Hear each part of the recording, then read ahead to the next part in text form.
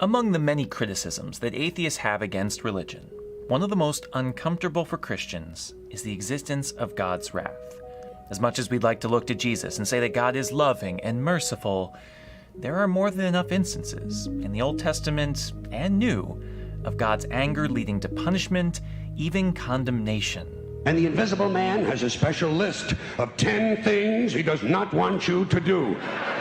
And if you do any of these 10 things, he has a special place full of fire and smoke and burning and torture and anguish where he will send you to live and suffer and burn and choke and scream and cry forever and ever till the end of time.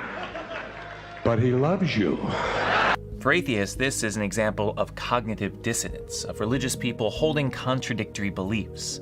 How can a God be loving and care for everyone, while at the same time killing and condemning? When we read stories like the flood that wiped out all but a few creatures on earth, what God did to the Egyptian people, most of which had nothing to do with Pharaoh, how he wiped out entire people so that Israel could have their own land, how he allowed his own people to be destroyed and sent into slavery a few hundred years after saving them from slavery, all for, checks notes, not giving him absolute obedience and following without question, the God of the Old Testament seems less of an all-loving God and more like a crazy tyrant. And lest we think that there are two gods or try to focus only on Jesus, remember his words to the Pharisees. Remember his threats of burning in a fiery Gehenna.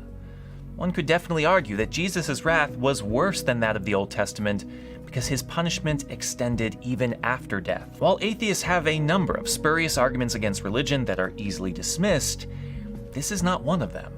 This is a legitimate question that we have to be able to reconcile in ourselves. How do we understand God's wrath in the light of a belief that God is all-loving? Put another way, how can punishment, how can hell exist if God is love? For me, it's actually a really simple question to answer. There's no need for advanced theological degrees or mental gymnastics of interpreting certain words in certain ways. It comes down to remembering one simple fact. God is the source of all goodness. Not God is a good guy like you and me, not God does good things from time to time. God is the source of goodness, the originator of all that is good. God is goodness in God's very self, meaning that anything and everything that is good in this world is good precisely because God has made it such, and it continues to participate in God's goodness. A helpful analogy some like to use is to think of God as a power plant. Anything that is hooked up to its cables and receives electricity can work. The lights illuminate, the Wi-Fi sends out its signal. But these things are never independent of that power. You can't decide that you're just not going to pay your electric bill and go home and watch Netflix in peace on your own.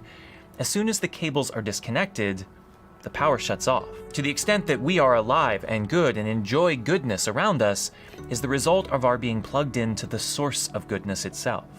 When we act with generosity, sharing what we have with others, indulge in humorous situations with a laugh, admire a beautiful sunset, experience pleasure, literally anything that is good, we are experiencing something that God created, that God is a part of, a shadow of God's very self. This is true for all things in the outside world, but also the very nature of ourselves.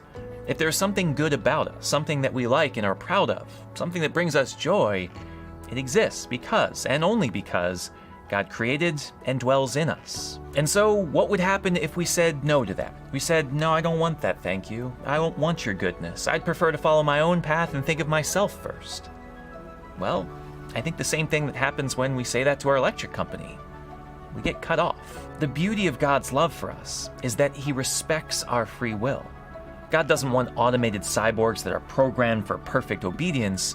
He wants free-thinking, free-loving beings that have a choice. Choice to love and choice to walk away. God created us and gives us life, but he does not make us love him. That decision is up to us. But that decision is not without consequences. If we choose to deny him, the source of goodness, then the logical conclusion is that he won't make us accept goodness. He'll take it back because we clearly don't want it. And so think about what that looks like. For a thought experiment, think about all the good things about yourself. Your generosity, sense of humor, friendliness, good looks, wisdom, imagination, whatever it is that you like about yourself. Now imagine yourself without any of those things. You decide to cut yourself off from the goodness grid.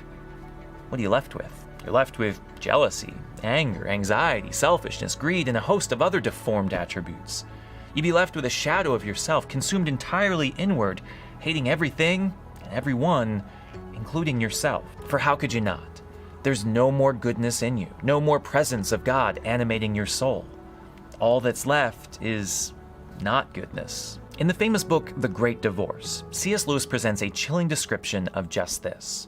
Sort of a poor man's Dante's Inferno, he describes a man's journey from hell to heaven. Because hell is the absence of good, a place where God does not exist, he describes a place where everyone has everything they want, but are never satisfied because nothing is real. A place where there are no neighbors, everyone just moves farther and farther apart so that they never have to interact. Where people do nothing but pace back and forth, muttering about the ways they've been wronged, plotting their revenge. What I love about this story, and the key to the question at hand, is that hell is not something inflicted on us by God. It's not a punishment or direct result of God's wrath. As Lewis puts it, hell is locked from the inside. People exist there because they want nothing to do with God, and so God honors that decision. They exist in a place where God doesn't dwell, a place without goodness. As much as some would have you believe that God is a wrathful being in heaven, looking down upon his people ready to smite them, and some would genuinely like that idea, I don't think that can be reconciled with the God of love and mercy we see throughout Scripture.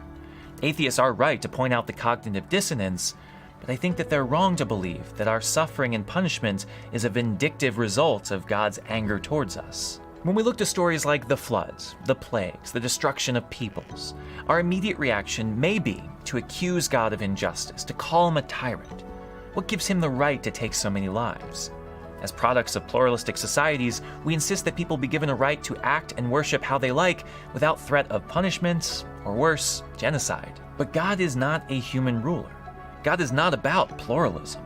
He's the source of all truth and goodness and life. You can't just respectfully choose to go your own direction without consequences. To say, I think I'll follow my own moral code, worship my own God. When you say no to the power grid, you get cut off. Not as an act of vengeance, not because God is angry or jealous, but because this is what you have chosen. If you don't want goodness, then you won't get goodness. A point that we can understand well before we die. I think the thing that we need to realize, and the point of making this video, is that the hell Lewis described in his book doesn't have to be in a future reality alone. It's a choice that so many of us are making on a regular basis, inflicting punishment upon ourselves.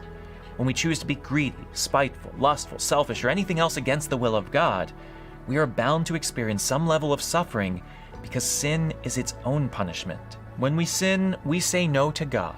We say no to goodness. We dim the power of the house of our soul ever so slightly, leaving us with less than what we had before.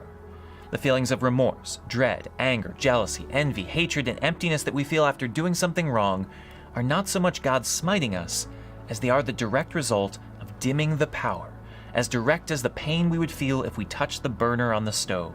Now, I will say, as a final note, that I do believe that God admonishes. Scripture mentions on numerous occasions that God specifically inflicts punishment on certain people, and that can't be completely discounted.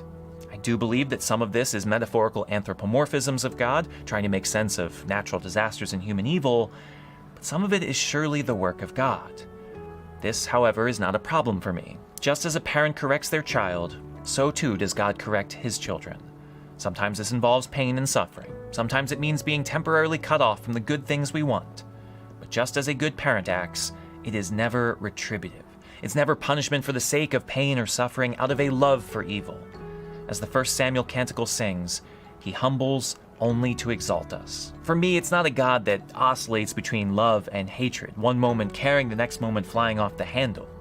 There is only one God who cannot change, only one ever-present movement of God, and that is love.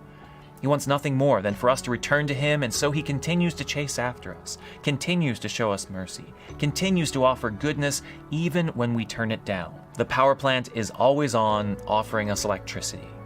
To the extent that we experience punishment for our actions is not evidence of God having a mood swing, but rather the natural effect of turning from God. The power plant is working, but if we unplug our devices, we won't. Rather than blame the power plant, it might be good to ask ourselves the very embarrassing question, are you sure your device is plugged in?